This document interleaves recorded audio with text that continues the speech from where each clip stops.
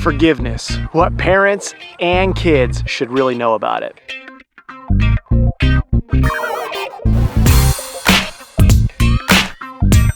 So forgiveness is really a huge topic, and it is one that should be handled with some care. For sure, there's lots of streams of thought that you can have when approaching the concept or idea of what forgiveness is and how to go about it. So we're just going to concentrate on what forgiveness looks like when you're walking through the process and when you're teaching somebody about forgiveness.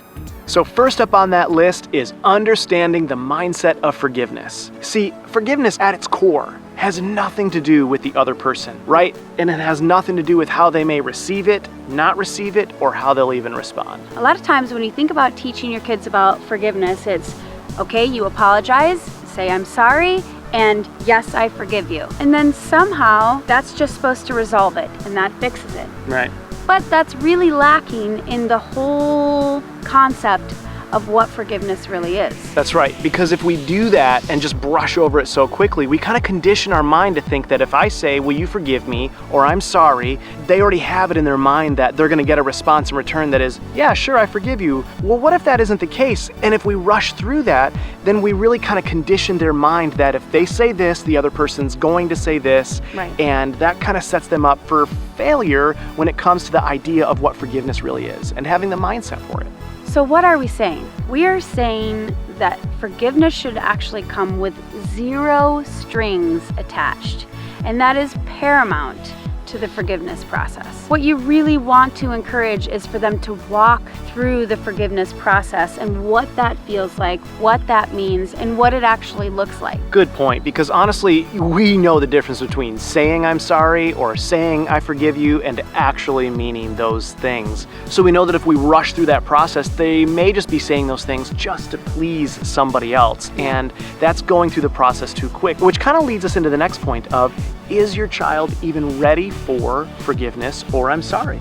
So here comes the next one, which is sometimes it is okay to wait to say I'm sorry or I forgive you. Yeah, because you remember, I vividly remember, like my parent, like dragging me by my ear saying, you will forgive or you will say I'm sorry. Yes, you have to say I'm sorry and you say I forgive you. Come on, do it. Yeah, right? And it was like, I'm sorry and I forgive you. And it didn't... Okay, done. Thank you. It didn't mean anything. So honestly, taking a step back and saying, hey, maybe you're not ready to be sorry. Let's talk about that. Maybe you're not ready to forgive. Let's talk about that. Right, because if they're just saying I'm sorry or I forgive you because your parent told you to, you're just going through the motion, Right. And you're not actually fully understanding what the forgiveness process is. Yeah, because it's really important for your child to release that person, because that's really what forgiveness is about. So they might be holding on to anger or frustration or some kind of bitterness to this situation. And if they're doing that, then they're not in a place that's really ready to forgive. Right. The idea is to release that thing and let it go so that way they can have and feel the greatness and the power that really forgiveness offers. Right. This is really a crucial part of the process because they may have these feelings that are stored up inside of them or that have just hit them like a brick, and they actually might need time to walk through what those feelings are and how to work through them. So they may need to walk through some things, talk through some things, and this may be a very valid reason for waiting on saying, I forgive you or I am sorry. So with that being said, let's talk about our next point, the difference between waiting and unforgiveness. Yeah. This is a delicate balance because there's lots of age-appropriate things. Talking with a 4-year-old and a block that got stolen, or a 16-year-old and a really difficult situation that happened at school are totally different. Right. And so there's an appropriate balance here that has to be understood when talking about waiting, letting those emotions settle down, letting the scenario cool off a bit, and then working through forgiveness. Or just plain out unforgiveness, unwilling to do it.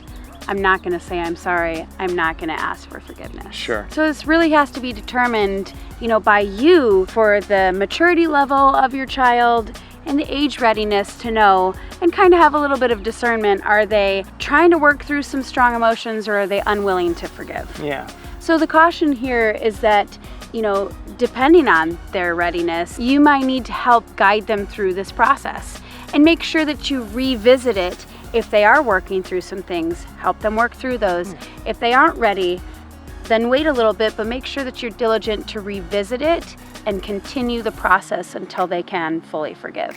That's right, because simply staying upset and staying angry at a situation is only going to push them down the path of unforgiveness, right? And that's just not a path that we want to teach our children to go down. So we want to teach them about forgiveness and wading through that process and then bringing it back up and walking them through it. So another really important part is knowing what forgiveness feels like. This could be really difficult if you haven't experienced it for yourself personally. It's true. And honestly, if you haven't, we just want to encourage you. Maybe this video will be enough for you to think about those things, maybe recall something that you have unforgiveness towards, and you're able to walk yourself through that process right now, or that you would reach out to somebody. We would just really want to encourage you to seek out the fullness of forgiveness, because it is really powerful and it's really amazing. But if you have experienced forgiveness, then you can probably relate and help talk with your child about what that might feel like, right? I mean, there might be this huge rush, right, or a sensation of being able to be compassionate for that other person that wronged them, right, or that the situation needs, some level of compassion or empathy. Now, to be clear though, compassion or empathy and forgiveness is not an acceptance to what happened, right? We have to be perfectly clear. If somebody was wronged or there was something inappropriate done, that does not mean that forgiveness condones or accepts what was, okay? Right, it doesn't excuse it. No, but that sensation of forgiveness, that feeling that comes with having compassion and that release of all of that weight that's on that person's shoulder, man, that's huge, and it really can be felt. So it doesn't excuse what happened, but they may feel compassion because they have a better understanding now of maybe why. Maybe a conversation helped put them in the other person's shoes, and now they have empathy and see, okay, I could understand why that person may have acted that way. It doesn't excuse it, but I understand and I have compassion and I can forgive them. Because True. Everybody's imperfect and we all make mistakes, and sometimes we need a little more compassion. And one other feeling before we move on to the next topic is the sense of accomplishment, right? Forgiveness really is sometimes a real battle. And that sense of accomplishing, like, wow, I just walked through that. Yeah. Man, I just felt this emotion. I felt these strong and powerful negative emotions, and then I forgave this person, and I forgave that situation. And now there's like that big deep breath, like that sense of accomplishment kind of feeling. And that's not really a pat on your back. That's just literally the fact that you just did that. Sometimes it can be a relief even, so. Yeah, because feeling good about the forgiveness process should never really be minimized. It really is something, and the world needs forgiveness. And so to minimize that it feels all right on the inside would, I think, be a very negative thing. So definitely lift that part of the process up. And the last thing that we really want to talk about is sometimes forgiveness can be done privately. What we mean by that is, number one, maybe that person that wronged you is not even on this earth anymore. Maybe they're in a place that's unreachable. Maybe it's a person that you don't really know that well, so they're not in your life. Yeah, forgiveness may not even include that other person because the other person might be, or the other situation might be so toxic or so volatile that a face-to-face, interaction may only lead to more arguing or fighting or even more worse. Hurt. Yeah, like worse in this situation, right? So standing in front of that person may not even be possible for those reasons as well, which is why we say forgiveness can be a very private and powerful thing. And really, it may not involve the other person because maybe they're not even ready, or they'll never be in a place to say, I'm sorry. So your forgiveness may come without an apology, and that would have to be done in private. Yeah. So perhaps in kind of an extraordinary case like this where they can't be face to face, walk your child and teach them the process of how to work through forgiveness when that's not possible. Maybe it's writing a letter, that they destroy or burn up, or keep for later when the time comes when maybe possibly they'll be able to hand that letter to that person. Or talk with a parent or a grandparent where they can kind of let that out of their mouth and really feel like what that forgiveness process and release feels like.